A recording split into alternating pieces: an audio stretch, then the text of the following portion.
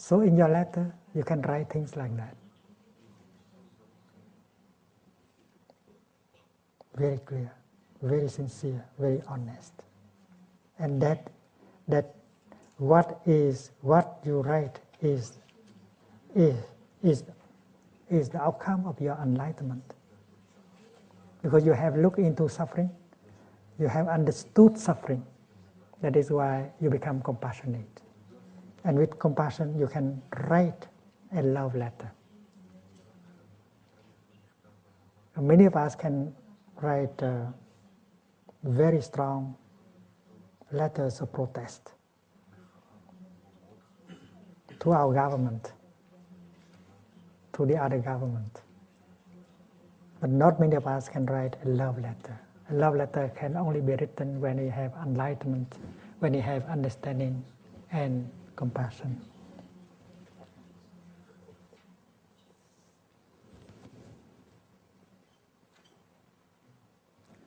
You as a group of Israeli, you have undergone a lot of suffering.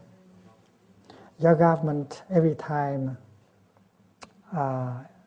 your people are hit by the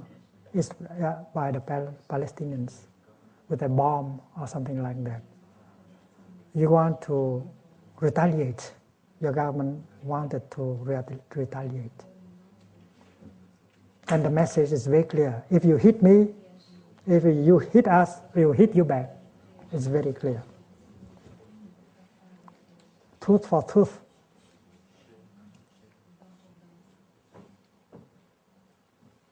That's politics.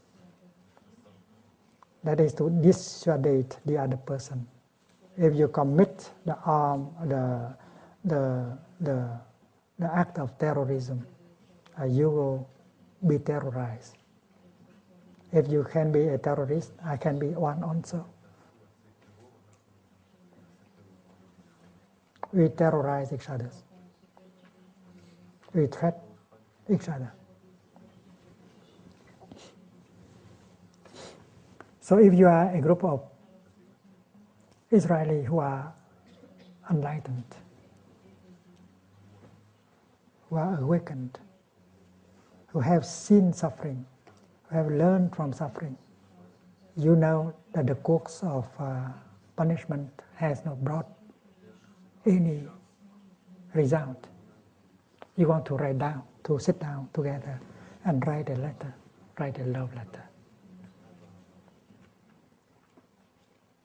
But the letter you write must be the outcome, must be the product of your understanding and your compassion. If you don't have enough understanding and compassion, you cannot write that letter. And during the process of writing that letter, you get the transformation and the healing within yourself. And when you finish the letter may take several months because you want to write a real letter. You write in depth, manifesting the whole awakening, the whole compassion that you have in your heart. You are very honest. You are very sincere in what you write. And when they read your letter, they see that you write it out of your awakening, enlightenment, and compassion, and not just a diplomatic letter. That will move the heart.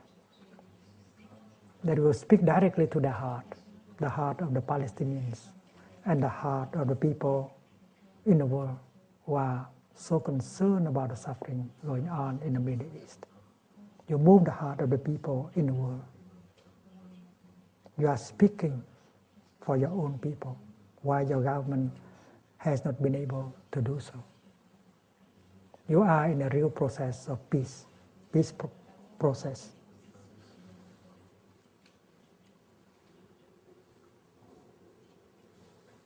I have seen people who have written such a letter to their partner, to their son, to their father, to their wife. And after the other person received the letter, they transformed themselves completely, and reconciliation became possible. If it works in a couple, it will work with in a situation of two groups of people. Are you awakened enough? Are you enlightened enough?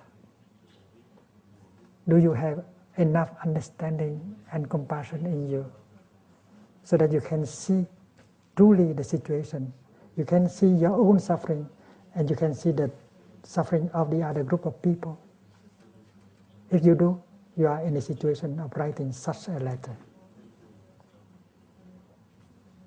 That letter will be like a thunder, because there is nothing but truth, but enlightenment, but peace.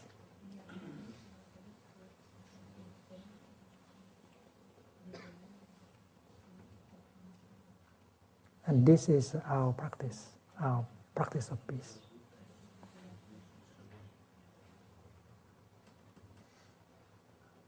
Meanwhile, you write a personal letter to your beloved one to see how enlightened, how compassionate, how awakened you are. And you know whether it's the time for you to sit down as a group and write that big letter to the other group of people.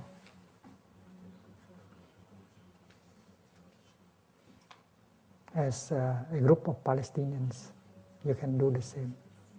You begin with your personal letter to your beloved one. And then after you have noticed that you have enough compassion and understanding, you can sit down and write that letter